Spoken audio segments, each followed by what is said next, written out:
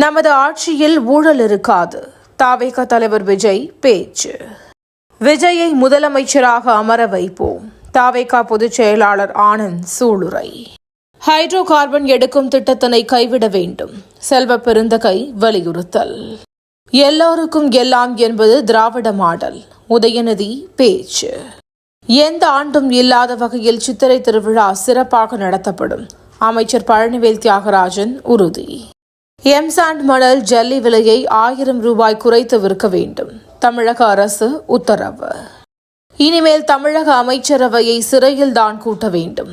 தமிழிசை விமர்சனம். வெறுப்பை கடந்து மனிதத்தை வளர்ப்போம். பகல்காம் தாக்குதல் குறித்து விஜய் ஆண்டனி கருத்து. தமிழ்நாட்டில் லிச்சி பழம் சாகுபடி. பிரதமர் மோடி பெருமிதம். கேரள சர்வதேச விமான நிலையத்திற்கு மின்னஞ்சல் மூலம் வெடிகுண்டு மிரட்டல்.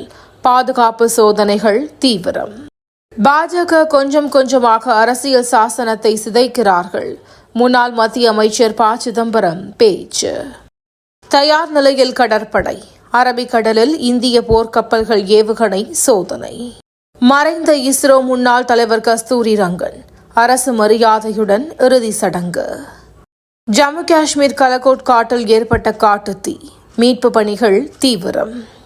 இன்றைய IPL போட்டி. ராஜஸ்தான் குஜராத் அணிகள் மோதல்.